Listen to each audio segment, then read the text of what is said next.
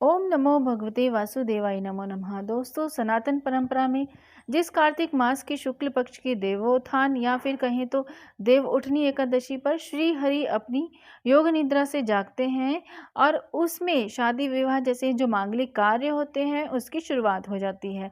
तो देव उठनी जो एकादशी है वह किस तिथि को मिलेगी और क्या शुभ मुहूर्त है इसका, पूजा विधि क्या है देव उठनी एकादशी की, तो इसके बारे में यह जो वीडियो है मैं लेकर आई हूँ। आप इस वीडियो को लाइक ज़रूर कीजिए, शेयर कीजिए औरों के साथ और चैनल ज़रूर सब्सक्राइब कीजिएगा।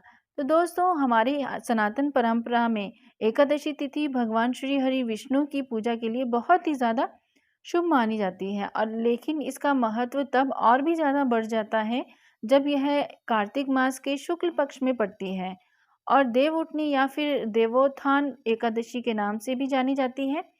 हिंदू धर्म में देव उठनी को इसलिए बहुत ज़्यादा शुभ मानते हैं क्योंकि इसी इसी भगवान श्री विष्णु जो होते हैं वह 4 माह के बाद यानी कि 4 महीने के बाद अपनी योग निद्रा से वह जागते हैं और उसी के बाद जो कार्य होते हैं शुभ कार्य उसकी शुरुआत हो जाती है।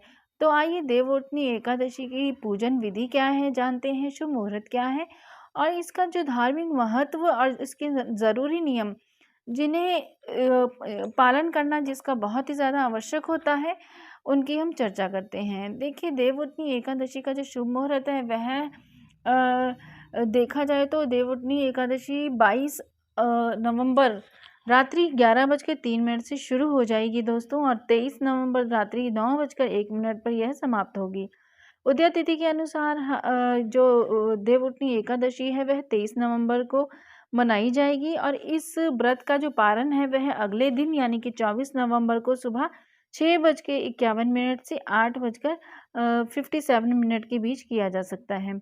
गौरतलब यह है कि एकादशी का व्रत जो है बगैर पारण के अधूरा माना जाता है। तो आप इस शुभ मुहूर्त में जो पारण का शुभ मुहूर्त बताया उसमें ही अपना आप व्रत खोल सकते हैं, पालन कर सकते हैं।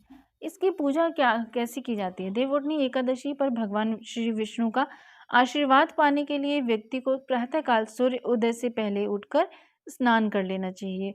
फिर उसके बाद उगते हुए सूरज को अर्घ देना चाहिए। उसके बाद भगवान श्री हरि विष्णु जी के व्रत एवं पूजन का संकल्प लेना चाहिए और अपने घर के ईशान कोण में उत्तर दिशा में या पूर्व दिशा में उनकी विधि विधान से पूजा अर्चना करनी चाहिए विष्णु जी की और फल फूल धूप दीप चंदन आदि लगाना चाहिए, भोग लगाना चाहिए भगवान हरि विष्णु जी को और इस प्रकार से पूजन उनका हमें करना चाहिए। देवउठनी एकादशी की जो पूजा होती है इसमें एकादशी की जो कथा है होती है उसका श्रवण करना बहुत ही ज़्यादा ज़रूरी होता है और यह अगर आप कथा नहीं पढ़ते हैं तो यह व्रत कहीं ना कहीं अधूरा माना जाता है दोस्तों।